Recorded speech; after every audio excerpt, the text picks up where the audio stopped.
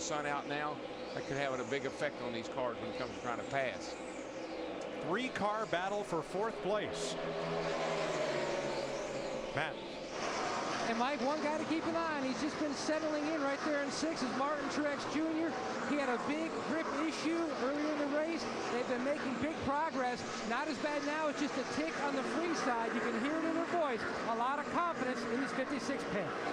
Matt, if you could have just seen what we saw, they've got a little work to do yet. That thing came off the corner all sideways, and Kevin Harvick eating him up now. Steve?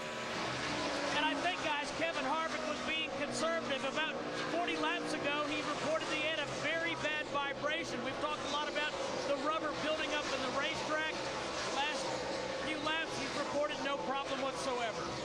Guys, we're about 25 to 30 laps away from what will be green flag pit stops again. You know what I hear from that silence from Harvick? You guys aren't going to help me all that much. I'm going to get it done on my own. And he's closing.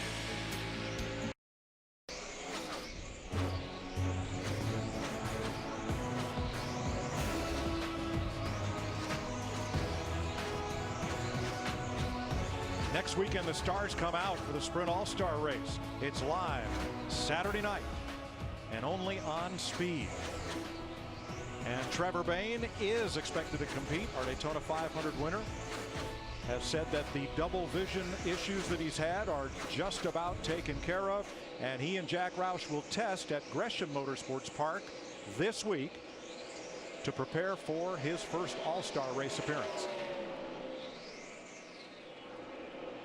Just seems so impossible that he could, the Cinderella story coming out of Daytona and all that he got and what he did for the sport, and people were excited about him being around, and then have something like that happen to him. So excited for him to get back. Well, today he is running the Tennessee North Carolina 230. He's driving from Knoxville to Charlotte to get ready for practice this week and for the All-Star Race. Been a tough day for Tony Stewart. Look at him way up and out of the groove in turn 2. Running it slideways. Stewart is 5 laps down in 32nd place. Man, that's just so uncharacteristic of him and that team. But here's some good. I'll tell you, these guys here, they've been coming together. These 4 cars here, Kane, Marcos, Truex, and Jr. all coming together here. Pretty good little battle. And Steve Jr.'s climbed his way up to 8th. Getting some good advice from his crew chief, Steve Letarte. Steve told Dale Jr., be patient on your entry speed. Just back it up a little bit. Nice job. Well, he's definitely been picking them up and laying them down in this long green flag run that we've had here. That was my point about the rubber on the track. Guys, you know, you got rubber on. Back up a little, back your corner speeds up a little bit, change your drive, find a groove, do something, because the rubber on the track is here to stay.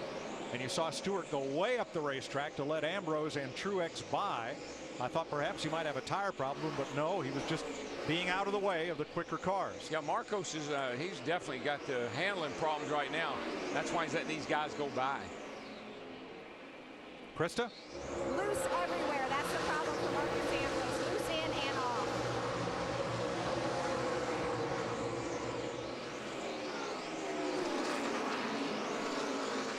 Now a little further back, Jeff Gordon and Kyle Busch have been battling for 11th place.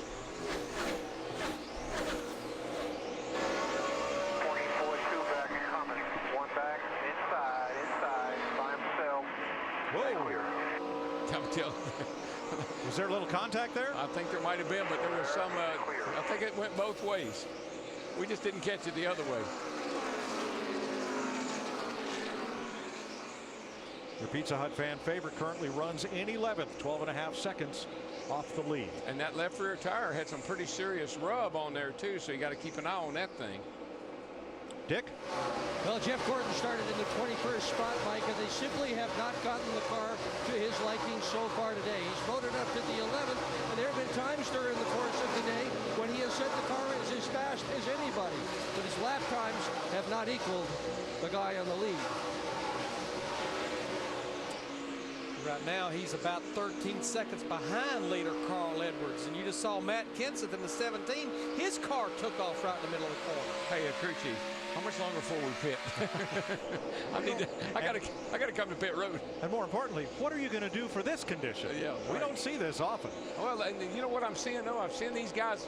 Some of them move up the racetrack a little bit, trying to straddle that black streak of rubber everybody's talking about. And this morning, everybody in the garage is going, are we going to get it in? Is it not going to rain? Did anybody think we'd see this much sun today? I don't think we thought we'd see the sun at all today. I think Dennis McGuinn predicted a day like today. Well, he's the track president. That's his job. Absolutely. And oh, by the way, driver, if you can just give me 10 more laps and live with it, we're going to come to pit road for a green flag stop. Thank you.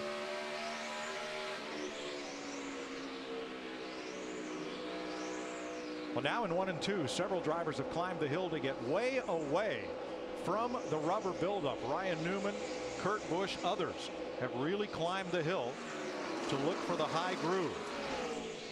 And you can just see. You can see how dark it is down here. And that's what the drivers are complaining about. But man, look at all this room up here. Why don't you go up here and run a while? That's pretty clean. They keep moving it up a little higher and a little higher. We may be up there considering we still got well over 100 laps to go. Well, I think what you can do, Larry, when you got new tires on, you can handle that groove down on the bottom. The car will stick. But as your tires wear, you got to move around a little bit. Just saw Clint Boyer's team up on the pit wall. I think we're real close to most of these drivers coming to pit road for that green flag stop. 4 tires, fill her up with Sunoco race fuel. It's been 60 laps since anyone was on pit road with 121 to go. We're moving right into the window where it would be a 1 pit stop race after they make this one.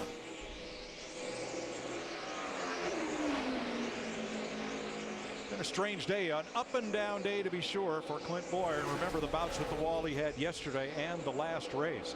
He's been as low as 36th in this race and was in deep danger going a lap down at that one point.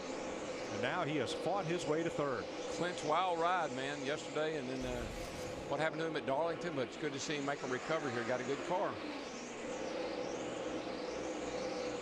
Rudiman and Stewart on pit road, and Regan Smith. Krista? David Rudiman has been too loose most of this race. Crew making a 4-tire change. Rudiman, one of the first cars to come in on these green flag stops. Regan Smith gets 4 tires and fuel as well, and the pit window is open, as they say. A couple of lap down cars, Tony Stewart and Greg Biffle in the pit lane. None of the leaders have yet taken the opportunity. Remember, on that first set of green flag pit stops, David Reagan, a top 10 car, got in trouble coming on the pit road. So I think a lot of drivers have that on their mind. Bobby Labonte coming in. As you look back at Martin Truex and see Rudiman coming off pit road. And here's Matt Kenseth. He will be the first of the leaders to pit. Kenseth gives up 4th place. Dick? And Matt Kenseth said that the car was simply dropping too far back because it was loose. He wanted to pit the car as soon as possible. Steve? And Brad Keselowski getting the car better and better. It's going to be a 4-tire stop for Brad Keselowski. Kevin Harvick in the 29 also coming. Harvick saying that he's wanted more rear grip. Ambrose, Earnhardt, and Kyle Busch on pit road. And here's Carl Edwards as well. All these pit stops at lap 284. Steve? Mike, Carl Edwards just told his crew that he's having fun. They're just going to make a small adjustment. He said the car is balanced well, and it's just a little bit free. They're going to take a ½ pound out of the right rear tire. Otherwise, 4 tires of fuel for Carl Edwards. Marcus Ambrose gives up 4th place to pit, along with Casey Kane, Martin Truex, Mark Martin, Kurt Busch, Denny Hamlin, and race leader Jimmy Johnson. Jeff Burton gets service, and he's away. Jeff Gordon is done. Matt? And Jimmy Johnson on his way down to his pit box. Meanwhile, the 4 Casey Kane in, air pressure for him. He was free. Jimmy Johnson says we are a step better on this 48 machine. Give me more of the same as we made in the last stop, which was wedge.